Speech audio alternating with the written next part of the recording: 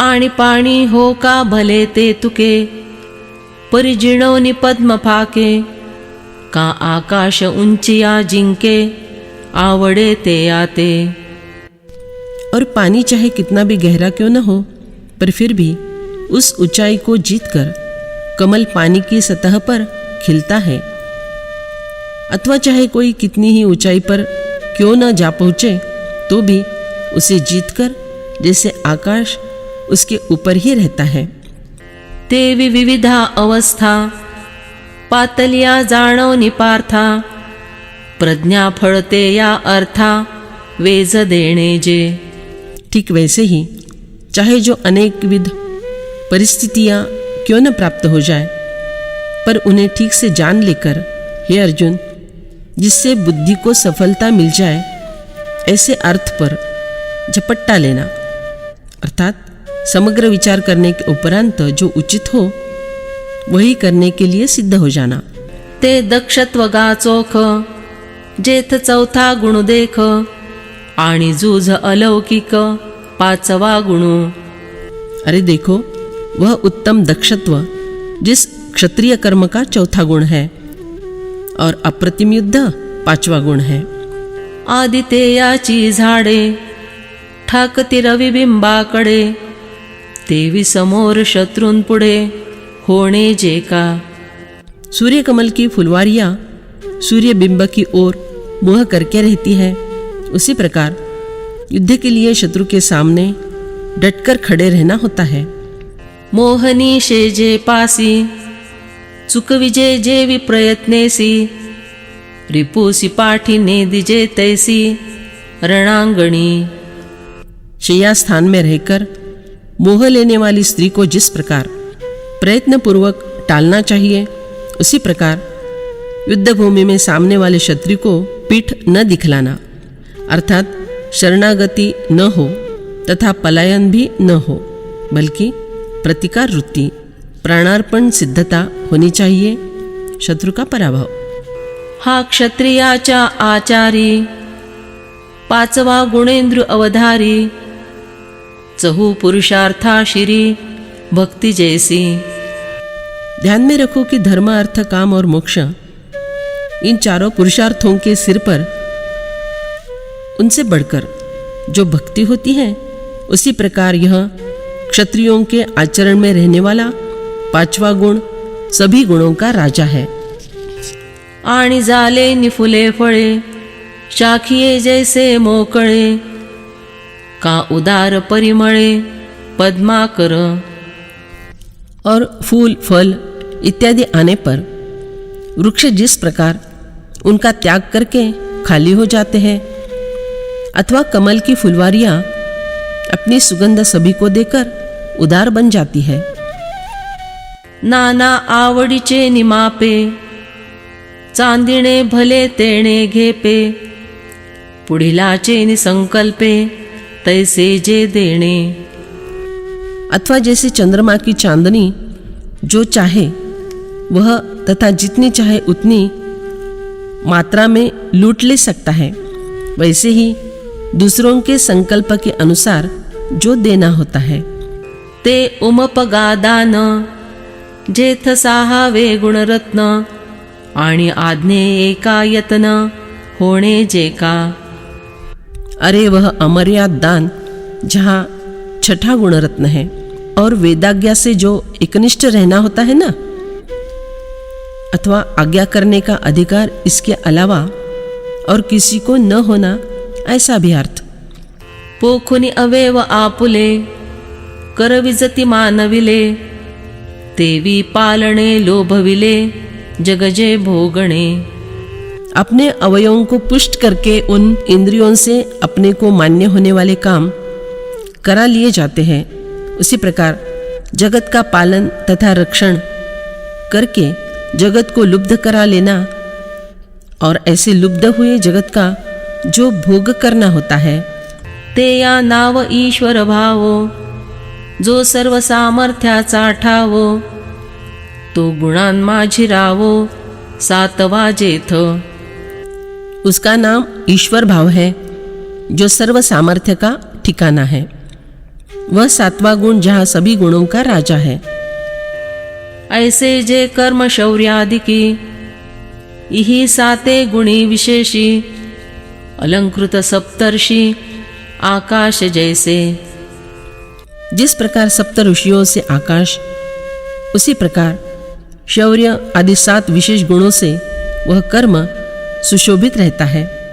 तैसे सप्तगुणी विचित्र कर्म जे जगी पवित्र ते साहा जे जाण क्षात्र क्षत्रियाचे। फिर जो कर्म 7 गुणों के कारण अद्भुत और जगत में पवित्र होता है, उसे स्वाभाविक रूप से क्षत्रिय का क्षात्र कर्म समझो। नाना क्षत्रिय नव्हे नरू तो सत्व सोने याचा चिमेरू म्हणोनी गुण स्वर्गा आधारू साता येया। अथवा वह क्षत्रिय साधारण मनुष्य नहीं होता, अपितु वह तो सत्वगुण रूपी सुवर्ण का ही मेरु पर्वत होता है और इसीलिए वह इन 7 गुण रूपी स्वर्ग का आधार होता है। तरी सप्त गुणार्णवी परिवारिली बरवी हे क्रिया नभे पृथ्वी भोगी ताहे तो। यह क्षात्र कर्म कर्म नहीं है, बल्कि 7 गुण रूपी समुद्रों से घिरी हुई पृथ्वी का राज है और उसका वह उत्तम रीति से उपभोग कर रहा है। का गुणांच्या साते वोगी हे क्रिया ते गंगा जगी ते या महोदधीचे या आंगी विलसे जैसी। अथवा इस जगत में जैसे कोई 7 गुण रूपी प्रवाहों के रूप में बहती हुई क्रिया रूपी गंगा ही है और उस क्षत्रिय रूपी महासागर के अंग पर जगमगा रही है। परि हे बहु असो देख शौर्यादि गुणात्मक कर्मगा नैसर्गिक क्षत्र जाति सी। परंतु देखो, यह वर्णन बहुत हो चुका है, अब बस करते हैं। अरे, शौर्य आदि गुणों से युक्त कर्म क्षत्रिय वर्ण का स्वाभाविक कर्म है। आता वैशाची ये जाती उचित जे महामती आणि शूद्राची ये ही निकृती क्रिया सांगो। हे महाबुद्धि अर्जुन, अब वैश्य जाति के लिए उचित और शूद्र जाति के लिए भी जो उद्धारक है, उन क्रियाओं को बतलाता हूँ। कृषि गौरक्ष वाणिज्यं वैश्यकर्म स्वभावजं परिचर्यात्मकं कर्म शूद्रस्यापि स्वभावजं। खेती करना, गायों की रक्षा करना और व्यापार करना, ये सब के सब वैश्य के स्वाभाविक कर्म है तथा चारों वर्णों की सेवा करना शूद्र का भी स्वाभाविक कर्म है। तरी भूमि बीज नांगरू एया भांडवलाचा आधारू घेऊनी लाभ अपारू मेळवणे जे। तो भूमि, बीज, हल, इस पूंजी के आधार पर जो विपुल लाभ कमाना, किंबहुना कृषि जीणे की गोरक्षादि पाळणे का सवर्घीची विकणे महार्घी वस्तु। सारांश यह कि खेतीबाड़ी पर निर्वाह करना, गौ गोरु इनका रक्षण और पालन करना अथवा वस्तु सस्ते में खरीदकर उसे महंगे भाव से बेचना। ए तुलाची पांडवा वैश्याते कर्मांचा मेळावा हा वैश्य जातील स्वभावा आतुल जाण। हे अर्जुन, वैश्य के लिए बस इतना ही कर्मकलाप होता है और समझ रखो कि यह वैश्य जाति की स्वाभाविक कक्षा में आता है। आणि वैश्य क्षत्रिय ब्राह्मण हे द्विजन्मे 3 वर्ण यांचे जे शुश्रूषण ते शूद्र कर्म। वैश्य, क्षत्रिय और ब्राह्मण ये तीनों वर्ण द्विजन्म होते हैं। स्वाभाविक जन्म यह पहला और उपनयन आदि संस्कारों से प्राप्त हुआ यह दूसरा जन्म, इसलिए द्विज। इनकी जो सेवा करना वह शूद्र कर्म होता है। पै द्विज सेवे परवते धावणे नाही शूद्राते एवं चतुर्वर्णोचिते दाविली कर्मे। देखो, द्विजों की सेवा के और आगे शूद्र के लिए अन्य कोई मार्ग नहीं है, अर्थात अन्य कर्तव्य कर्म नहीं है। इस प्रकार चारों वर्णों के उचित कर्म तुम्हें बतला दिए हैं।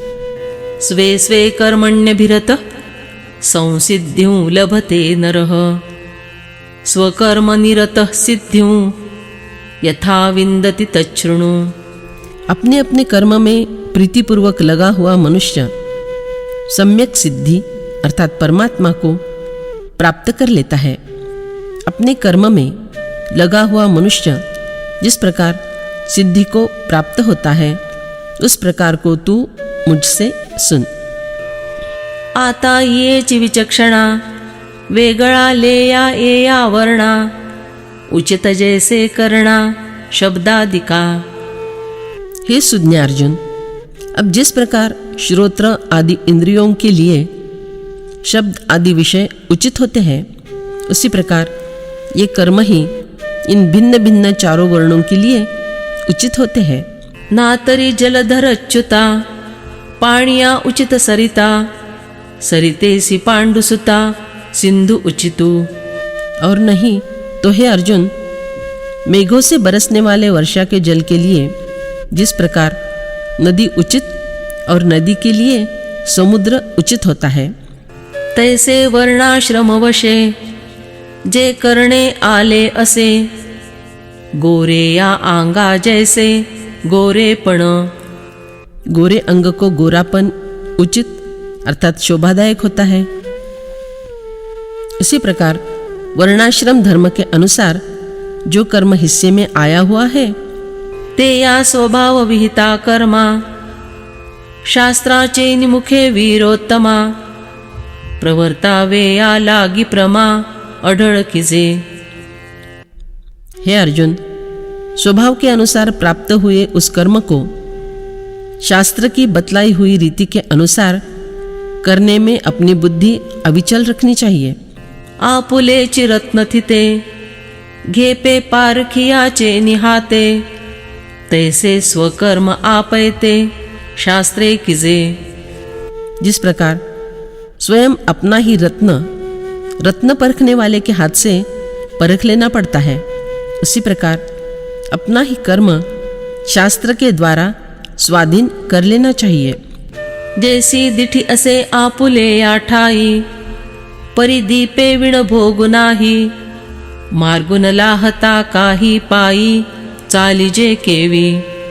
जिस प्रकार देखने की शक्ति अर्थात दृष्टि अपनी आंखों में होती है, परंतु दीपक के प्रकाश के बिना दृश्य विषय का उपभोग नहीं कर सकते। जब तक कोई रास्ता ही न मिले तब तक भला पैरों से कैसे चल सकते हैं। म्हणोनी जाती वशे आचारू सहजू असे जो अधिकारू तो आपुलाल्या शास्त्रे गोचरू आपणे कीजे।